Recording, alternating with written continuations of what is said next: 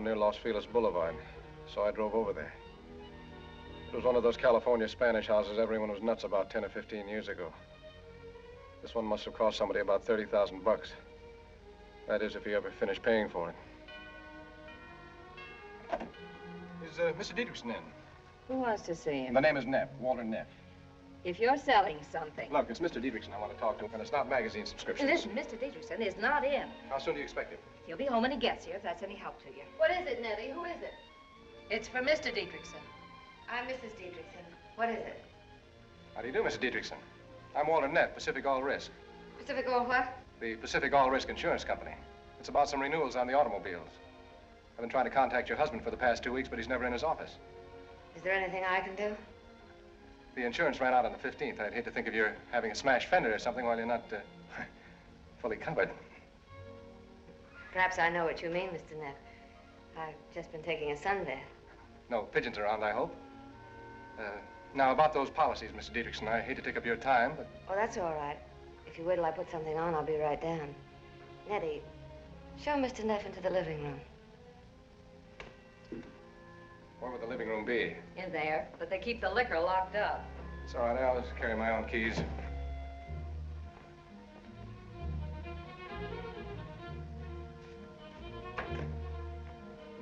The living room was still stuffy from last night's cigars.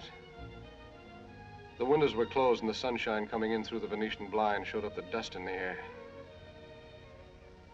On the piano in a couple of fancy frames were Mr. Dietrichson and Lola, his daughter by his first wife. They had a bowl of those little red goldfish on the table behind the big Davenport. But to tell you the truth, Keys, I wasn't a whole lot interested in goldfish right then, or in auto renewals, or in Mr. Dietrichson and his daughter Lola. I was thinking about that dame upstairs and the way she had looked at me.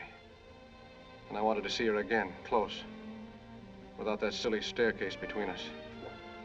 I wasn't long, was I? Not at all, Mrs. Dietrichson. Hope I've got my face on straight. Perfect for my money. Neff is the name, isn't it? Yeah, 2 F's, like in Philadelphia, if you know the story. What story? Philadelphia story. Suppose we sit down and you tell me about the insurance. My husband never tells me anything. Well, it's on your 2 cars, the LaSalle and the Plymouth. We've been handling this insurance for Mr. Dietrichson for 3 years, and we'd hate to see the policies lapse. It's a honey of an anklet you're wearing, Mr. Dietrichson. As I was saying, we'd hate to see the policies lapse. Of course, we give him 30 days. That's all we're allowed to give. I guess he's been too busy down at Long Beach in the oil fields. Couldn't I catch him at home some evening for a few minutes? I suppose so, but he's never home much before 8. That's fine with me. You're not connected with the automobile club, are you? No, the all risk, Mrs. Dietrichson. Why? Somebody from the automobile club has been trying to get him. Did they have a better rate? If your husband's a member. No, he isn't. Well, then he'd have to join the club and pay the membership fee to start with. I never knocked the other fellow's merchandise, Mr. Dietrichson. The automobile club's fine. I can do just as well for you, though. I have a very attractive policy here. Wouldn't take me 2 minutes to put it in front of your husband. For instance, we're adding a new kind of 50% retention feature in the collision coverage.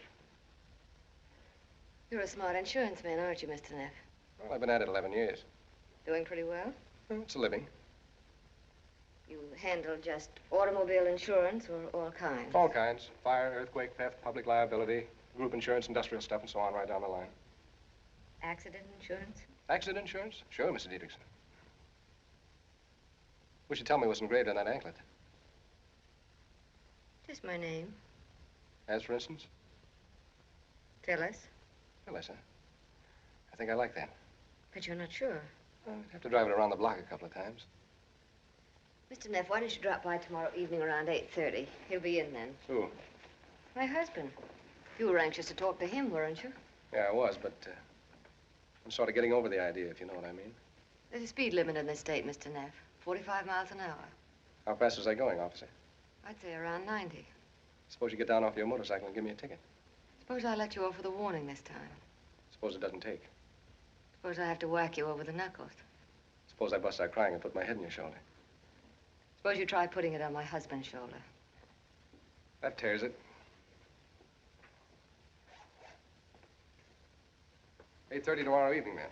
That's what I suggested. Will you be here, too? I guess so. I usually am. Same chair, same perfume, same anklet? I wonder if I know what you mean. I wonder if you wonder. It was a hot afternoon, and I can still remember the smell of honeysuckle all along that street. How could I have known that murder can sometimes smell like honeysuckle?